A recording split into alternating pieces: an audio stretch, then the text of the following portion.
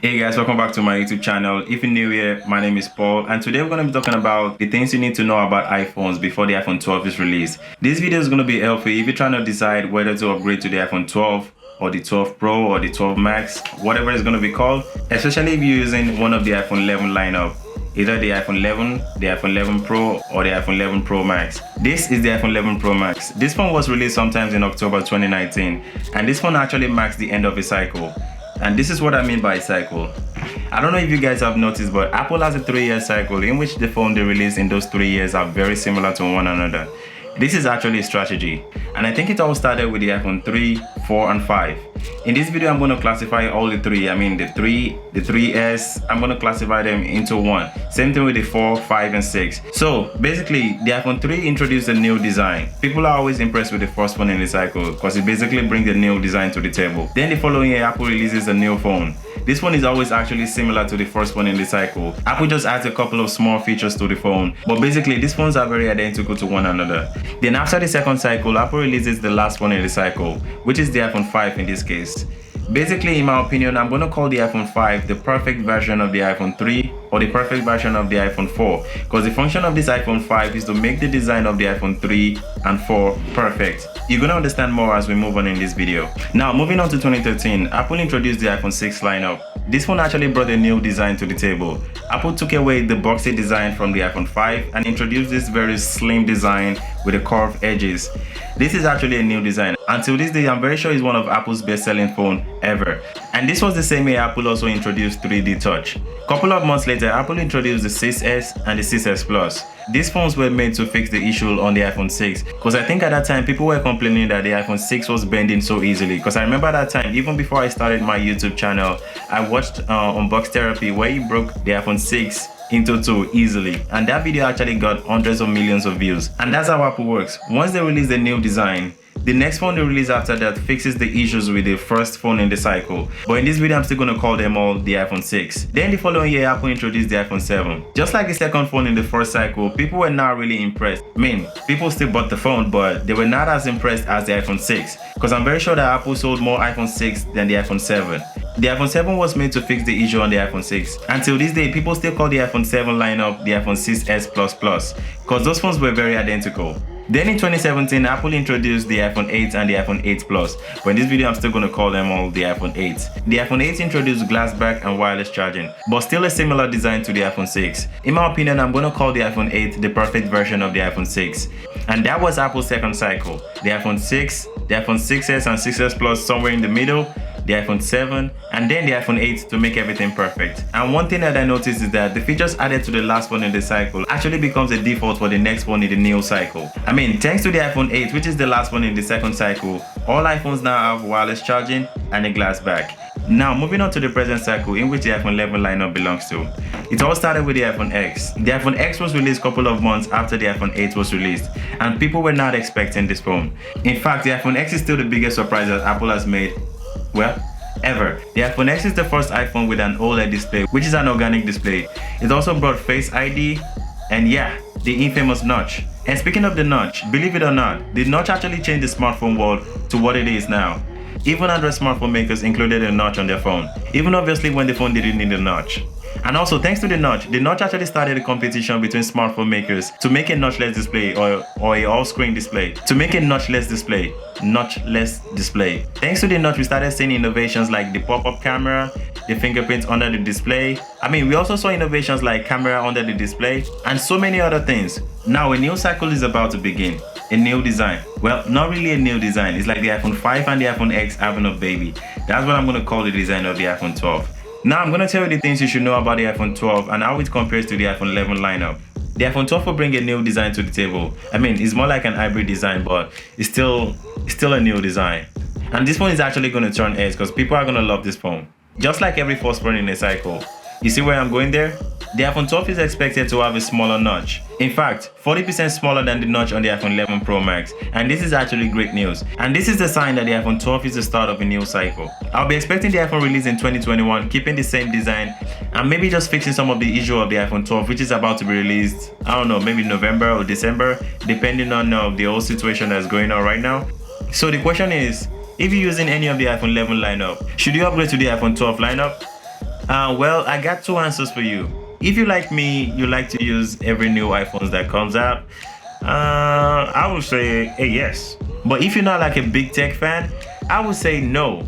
Keep your iPhone 11 Pro Max. Because in my opinion, I'm gonna buy the iPhone 12 mainly because of the design. Because I actually love the boxy design on the iPhone 5. I mean, I can't just use the iPhone 5 in 2020. Wait, is it possible to use the iPhone 5 in 2020? Now let's talk about the processing power on the iPhone 12 and how it compares to that of the iPhone 11 lineup. The iPhone 12 is expected to be powered by the A14 Bionic chip. This chip is gonna be a 5nm chip, unlike the 7nm chip on the iPhone 11 lineup, which means this chip is gonna be a little bit faster than that of the iPhone 11 Pro Max. But like I said earlier in this video, I don't really care about speed.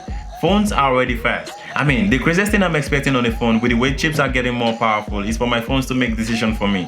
Let's say I wake up in the morning and my phone magically gets up from my bed and takes a selfie for me, posts it on Instagram, and I don't know, makes so many decisions for me.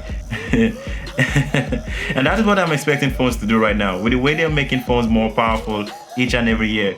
I don't care if the iPhone 12 comes out and it's still powered by the A13 Bionic chip. I mean, the chip on the iPhone 11 lineup, even on the iPhone SE, I mean, it's still the most powerful chip in the market right now. So I'm not really looking up to a faster processing power. So obviously, I'm not going to upgrade to the iPhone 12 just because of the processing power. I mean, the A14 Bionic chip. Because I can already imagine Tim Cook being on the stage and be like, oh, the A14 Bionic chip is 80% faster than the A13 Bionic chip. This is the best chip we have made ever. I don't care. My iPhone 11 Pro Max is fast enough, so I don't really care about A14 Bionic chip. What do you guys think? Leave me a comment in the comment section below. Do you really care about the processing power, or you think phones are already fast enough? In my opinion, phones are already fast enough. Now, 5G. I'm not really gonna say much about this, but you should know that if you don't have 5G where you live, there's no reason to get the iPhone 12 because of 5G. I mean, it's gonna make it feature pro, but I don't think 5G is coming around worldwide very soon. I mean, some areas already have 5G, but where I live, there is no 5G. But anyways, the iPhone 12 is the first iPhone with 5G. But compared to the iPhone 11 Pro Max, it doesn't make any difference since you don't even have 5G where you live. Whether you're using the iPhone 11 Pro Max or the iPhone 12 Pro Max or the iPhone 12, it won't make that much difference. So when it comes to 5G, I don't think there's a need to upgrade to the iPhone 12 just yet. Now let's talk about the camera. This is somewhat kind of interesting, even though Apple is not really changing much on the camera. But one thing we know about the iPhone 12 camera is that the lenses are getting bigger and they're also having a lower f-stop. And if you're familiar with cameras, a lower f-stop actually means the camera on the iPhone 12 will be able to let in more light, which means the iPhone 12 is going to be amazing taking night photos. Compared to the iPhone 11 Pro Max, this one actually takes great pictures at night. The night mode is actually one of the best. So should you upgrade to the iPhone 12 just because of the camera? My reply to this is actually half yes and half no. And this is what I mean. If you're the kind of person that takes a lot of photos with your camera and little details matters to you, yes, upgrade to the iPhone 12. But if you're like me, most of the time when I take a picture, as long as the picture is clear, I don't really care about the little details like, oh, this is kind of off, or the contrast is a little bit to the left, or the contrast is a little bit to the right. I don't really care about that. As long as the picture is sharp, I'm okay with that. So if you like me, nah, there is no reason to upgrade to the iPhone 12 just because of the camera. So still on the camera, the iPhone 12 is expected to have a LiDAR sensor. I mean, the LiDAR sensor is not a camera, but it has its own contribution to the camera, like the portrait mode. Also, the LiDAR sensor can also be used for some AR features. We're not going to talk deep about the AR features in this video, and I think that's it for the camera. Now let's move to the display. It hasn't been confirmed if the screen resolution of the iPhone 12 lineup is going to be higher than that of the iPhone 11 lineup. But this is what we know about the iPhone 12. There are going to be 4 variants of the iPhone 12. There's going to be a 5.4-inch iPhone, 2 6.1-inch iPhone, and a 6.7-inch iPhone. This is the biggest iPhone that Apple has ever made, a 6.7-inch iPhone. So the 5.4 is going to be called iPhone 12. The 6.1 lower end is going to be called iPhone 12 Max, while the 6.1 upper end is going to be called iPhone 12 Pro, and the 6.7-inch iPhone is going to be called iPhone 12 Pro Max. That's how they're going to name the iPhone 12 lineup. So what we know right now is that the 6.1-inch and the 6.7-inch higher end iPhone are going to have 120Hz display. I've been waiting for this feature on the iPhone for a very long time. I mean, this phone right here is the Red Magic 5G. This phone has 144Hz refresh rate. I mean, this phone is really crazy, especially when it comes to gaming. But we're not talking about the Red Magic in this video today. So in summary, the 6.1-inch and the 6.7-inch iPhone are gonna have 120Hz refresh rate, and that's exciting. So for those of you guys that don't understand what refresh rate means, it's actually the amount of time your screen refreshes every second. It's the amount of time your screen produces new images every second. So the higher the refresh rate, the smoother the phone feels. So I'm really glad that Apple is finally going towards 120Hz refresh rate. And that's it about the display. So now let's move to the battery life. The iPhone 12 lineup is expected to have a bump up in battery size. But right now we only have the battery size of the iPhone 12 Pro Max, which is a 4400 mAh battery. This is a huge battery. I mean, with the 120Hz refresh rate, 5G, I don't think I should be expecting a longer battery time compared to the iPhone 11 Pro Max, except if the A14 Bionic chip has some crazy optimization. Or the iOS 14 that's going to be launched with the iPhone 12 lineup might have some crazy optimization. Also, we might also be getting reverse wireless charging on the iPhone 12 lineup. I mean, Androids have been doing it for like 3 years now. Samsung has been doing it, at least I know. But Androids have been doing this for a very long time. But Apple is known for coming late to the party. So iPhone 12 lineup are expected to have reverse wireless charging. That's actually good news because this feature is absent on the iPhone 11 Pro Max. So finally, this might even be the most shocking part of the iPhone 12 rumors till date. The prices of the iPhone 12 lineup are rumored to be the same as the prices of the iPhone 11 lineup. This is crazy, which makes the higher end iPhone 12 Pro Max is going to start at $1099. This is crazy. I mean, I can't even believe what I'm seeing right now, and I hope it's true. If it's true, Apple is going to sell a ton of this phone because they're basically giving us more features for the same price as the iPhone 11 Pro Max. I don't know what's going on right here, but I think there's going to be a catch.